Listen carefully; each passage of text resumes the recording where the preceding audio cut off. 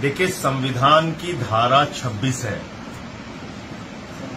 जो धार्मिक स्वतंत्रता की आजादी देता है, और ये बाबा साहब डॉक्टर भीमराव अंबेडकर जी का संविधान है जो भारत में लागू होता है। और उस संविधान में लिखा है कि धार्मिक संस्थाओं के प्रबंधन में कोई भी हस्तक्षेप सरकार का नहीं होगा। वो चाहे मंदिर हो, चाहे मस्जिद हो, चाहे गुरुद्वारा हो, चाहे चर्च हो।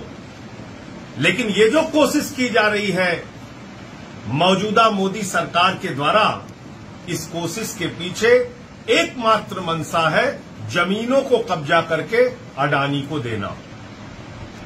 ये अपने दोस्त अडानी को जमीनें देने के लिए ये बिल लाया जा रहा है। इस बिल के पीछे मकसद है एकमात्र, अपने दोस्तों को पूरे देश में जमीनें वक्फ बोर्ड की कब्जा करो और दो। वक्फ बोर्ड की जमीनें कब्जा हो जाएं तो गुरुद्वारे की जमीनें देश भर में कब्जा होंगी और दोस्तों को दी जाएंगी। फिर चर्चों की जमीनें कब्जा होंगी और दोस्तों को दी जाएंगी। फिर मंदिरों की जमीनें कब्जा होंगी और दोस्तों को दी जाएंगी। और ये बात मैं पूरे प्रमाण के साथ कह रहा हूं। रेल की जमीन अपने दोस्तों को दी, सेल की जमीन अपने दोस्तों को दी, भारतीय सेना की 13,000 एकड़ जमीन अयोध्या में अपने दोस्त अडानी को दी।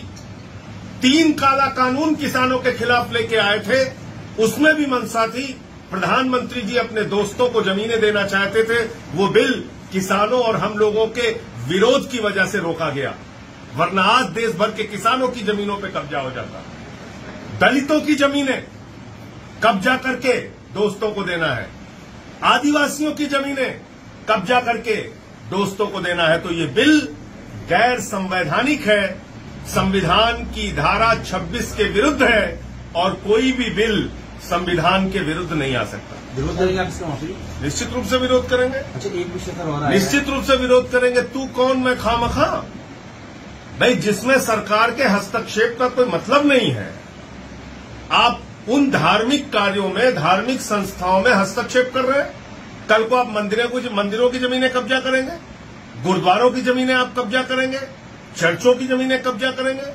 तो जो भारत के संविधान की धारा 26 कहती है, जिसमें धार्मिक संस्थाओं के प्रबंधन की स्वतंत्रता है, धार्मिक अपने सभी कार्यों को अपने धर्म के मुताबिक संपादित करने की स्वतंत्रता है, उसका क्या होगा?